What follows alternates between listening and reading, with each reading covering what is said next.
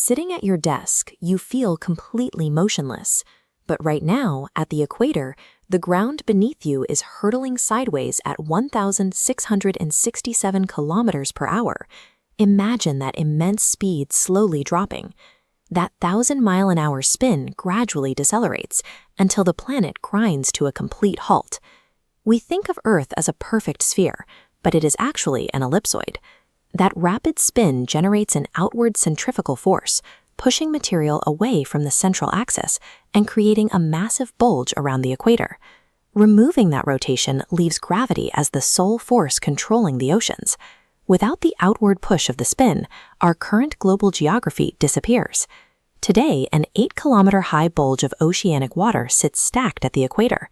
Without rotational momentum keeping it there, that water would immediately begin flowing north and south toward the poles. It migrates because the Earth is flattened at the top and bottom. The poles are closer to the planet's center of mass, making the gravitational pull strongest at those extreme latitudes.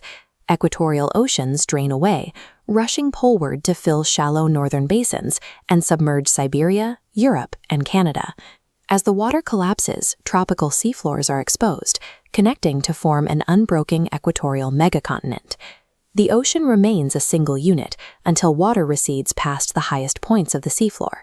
Because the western Pacific floor is a high-altitude plain, the final connection breaks southwest of the Kiribati Islands, leaving two isolated polar oceans. This immense migration of weight would force the Earth's crust to undergo geological adjustments, triggering devastating global earthquakes as the entire planet physically reshapes itself to accommodate the new distribution of mass. The layout of our continents and oceans is not a permanent fixture. It is a temporary state of equilibrium, held in place by the speed at which we spin. The physics holding this arrangement together comes down to a single principle: angular momentum.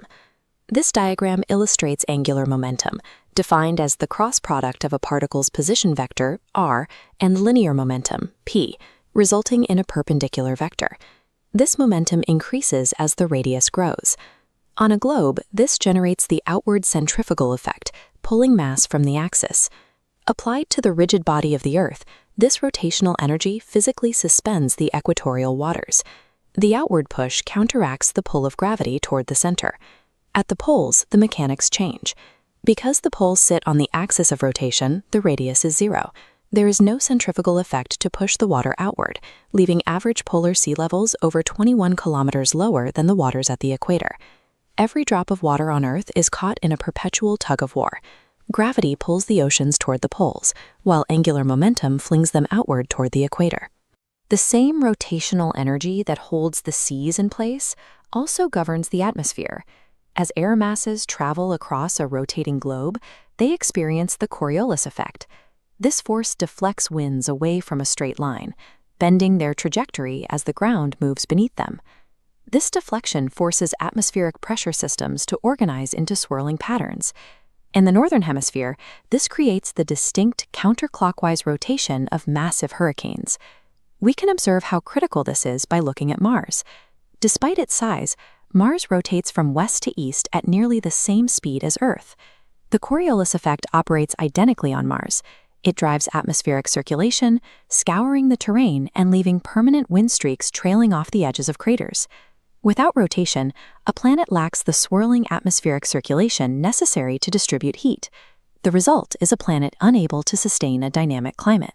This hypothetical scenario of a halting world is actually happening to our planet right now.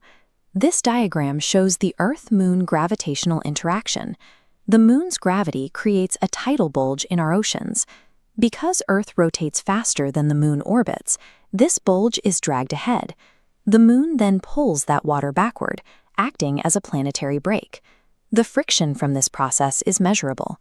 The Earth's rotation is slowing, forcing scientists to adjust atomic clocks with a leap second to keep solar time aligned with lengthening days. Over billions of years, this tidal friction is bleeding away Earth's angular momentum, pushing the planet toward a stationary future. To see what that future eventually looks like, we can observe exoplanets that have reached the final evolutionary stage, a phenomenon known as tidal locking. Tidal locking occurs when a planet's rotation synchronizes with its orbit. The result is a world that keeps one face permanently pointed directly at its host star. On the sun-facing side, the climate is subjected to blistering heat, oceans boil into vapor, and the ground faces permanent stellar radiation. The dark side is a permanently freezing wasteland. Here, the atmosphere condenses into a liquid or solid state, creating a vacuum that sucks in howling winds from the lighter hemisphere. A locked spin creates a catastrophic temperature gradient. It strips the planet of a unified climate and turns it into a world of extremes. The only refuge on a planet like this is the narrow twilight zone between the light and dark hemispheres, and even there the surface is battered by endless storms. It is a stark contrast to our current world. Today, our oceans circulate and our atmosphere distributes heat because the ground beneath us continues to move. Our 24-hour day and familiar map are not permanent guarantees. They are a temporary state of equilibrium, a snapshot of a world still spinning fast enough to hold its oceans and atmosphere in a habitable balance.